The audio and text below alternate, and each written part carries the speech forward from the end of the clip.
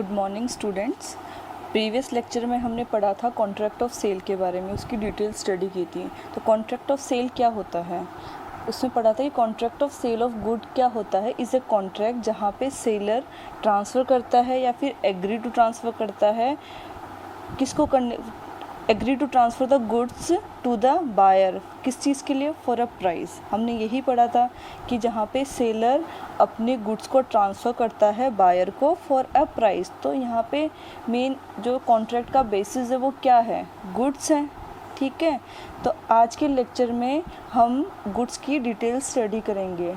Sales of goods act 1930 में goods की जो डेफिनेशंस है उसको डिटेल स्टडी करेंगे हम, क्योंकि जो कॉन्ट्रैक्ट ऑफ सेल का जो बेस है, जो अपन कह सकते हैं जो ढांचा, जो नींव है, वो गुड्स ही है। तो गुड्स को समझना यहाँ पे बहुत ज़रूरी होता है।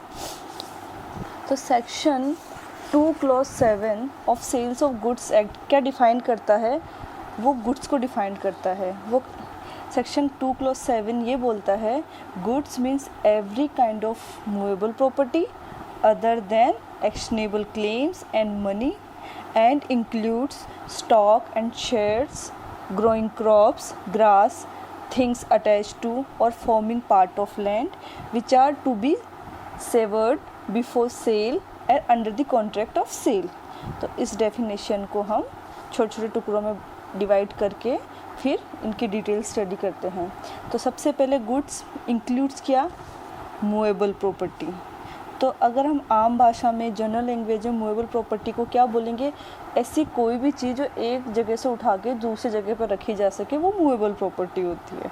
ठीक है, और क्या क्या इंक्लूड करता है वो, स्टॉक्स एंड शेयर्स, या शेयर्स और स्टॉक्स आप वैसे इनकी डिटेल स्टडी कंप्लीट के अंडर करोगे, बट किसी भी कंपनी को अपने फाइनेंस कैपिटल जनरेट करने के लिए वो पब्लिक में अपने शेयर्स डिस्ट्रीब्यूट करती है और उन शेयर्स को हम खरीदते हैं, कंपनी को पैसे देके उन शेयर्स को हम खरीदते हैं।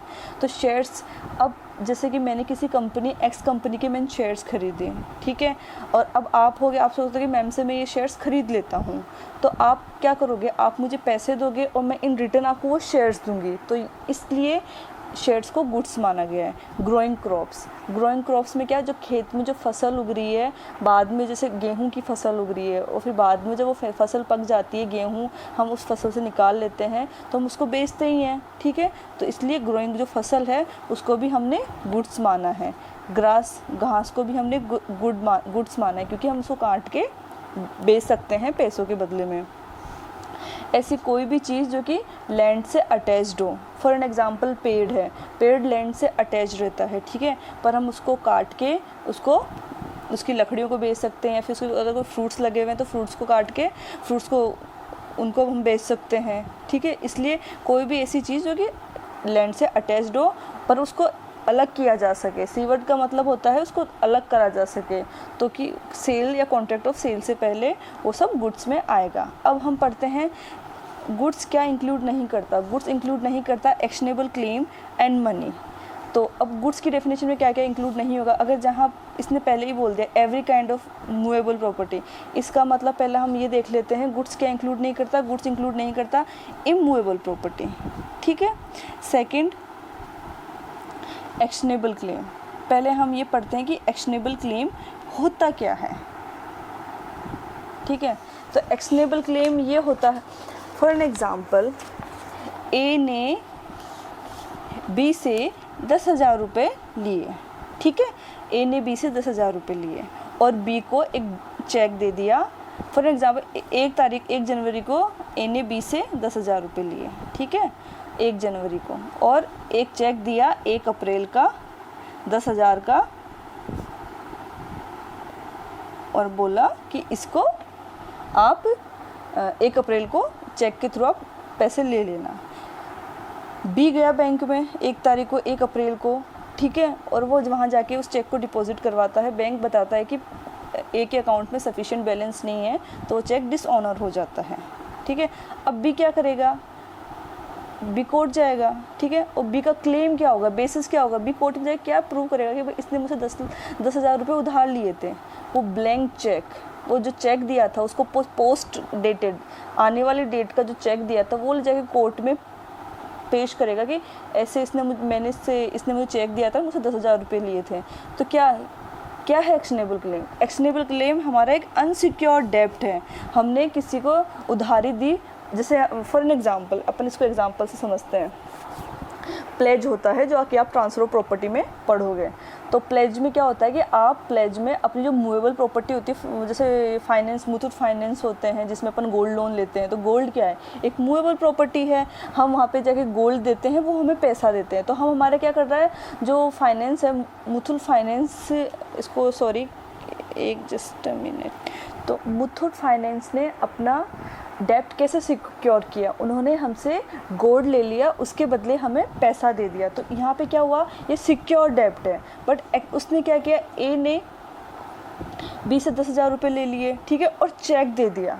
चेक कोई सिक्योर डेब्ट थोड़ी है। चेक के थ्रू अपना जो पैसा दिया है उसको सिक्योर थोड़ी कर लोगे। तो हम एक्शनेबल क्लेम, जब हम कुछ भी किसी बंदे को कुछ भी डेब्ट या किसी कुछ पैसा देते हैं, ठीक है, उधार देते हैं, उसके बदले में हम कुछ सिक्योरिटी नहीं लेते हैं, उसको हम क्या बोलते हैं, अनसिक्योर्ड डेब्ट। और अब क्या करेगा वो, उस जो चेक है उसके बेसिस पे वो कोर्ट में फाइल करेगा अपना क्लेम, और उस बेसिस पे वो अपना क्लेम रिकवर करेगा, ठीक है।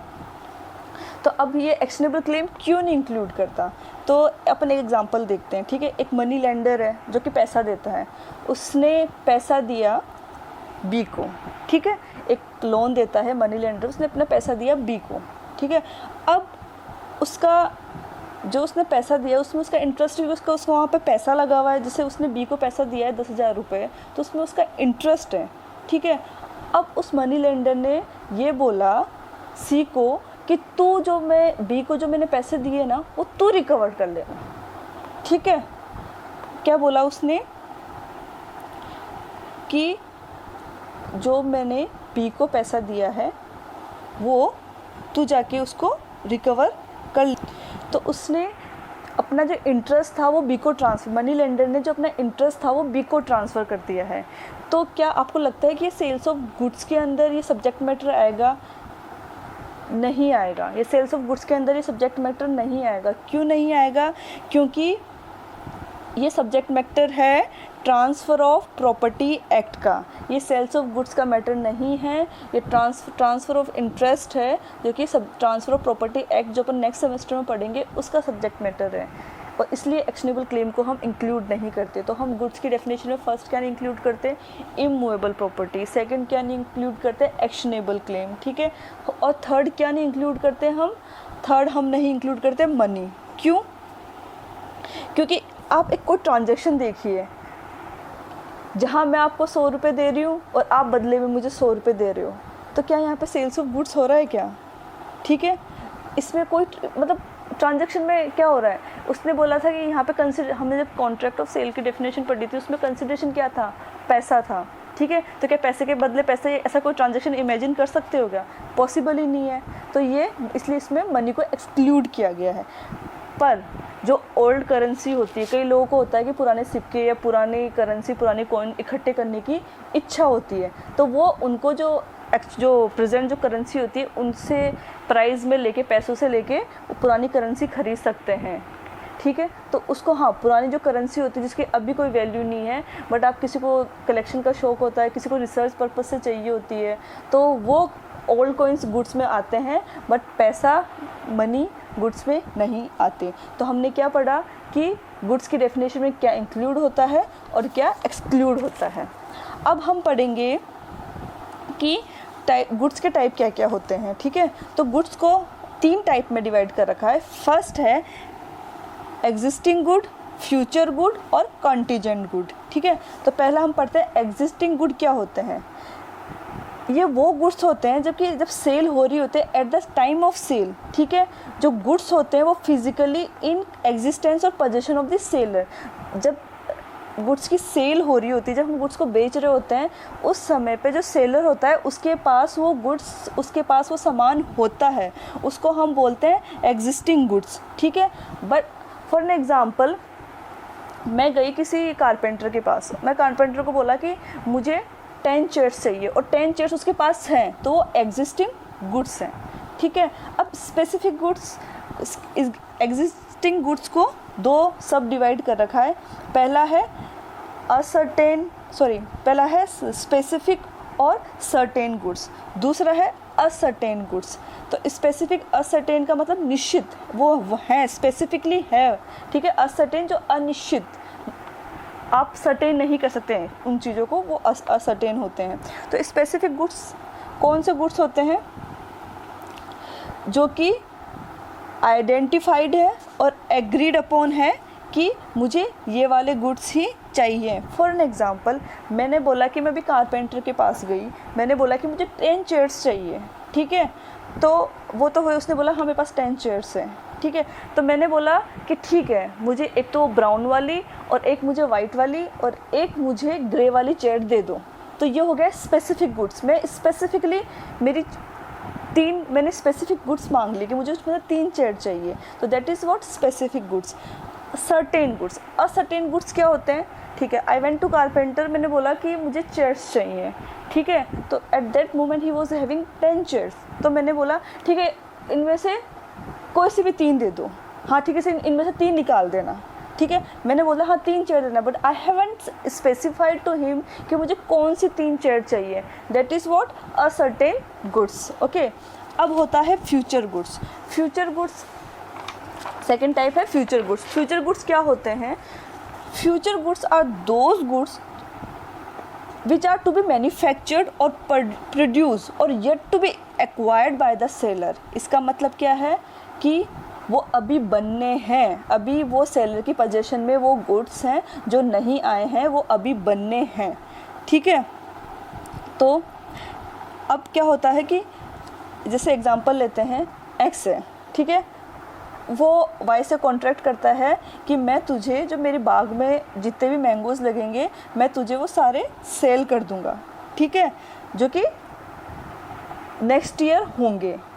फॉर एग्ज़ाम्पल, दिसंबर में एक्स कॉन्ट्रैक्ट करता है वाई के साथ कि जब इस आने वाले टाइम पे, आने वाले मौसम में, जो भी गर्मियों के मौसम में जितने भी मैंगोज़ होंगे, मैं तुम्हें सारे वो मैंगोज़ सेल कर दूंगा। तो क्या है, अभी तक एक्स के पास उन मैंगोज़ का पोजीशन अभी तक नहीं आया, क्योंकि मैंगोज़ अभी बने ही नहीं है, अभी पेड़ पे लगे ही नहीं है। जब वो लगेंगे उस पेड़ पे और जब वो उसकी पोजीशन में आ जाएंगे, तब जाके वो वाई को सेल करेगा उन मैंगोज़ को। तो क्या बोलेंगे, ये फ्यूचर गुड्स हैं।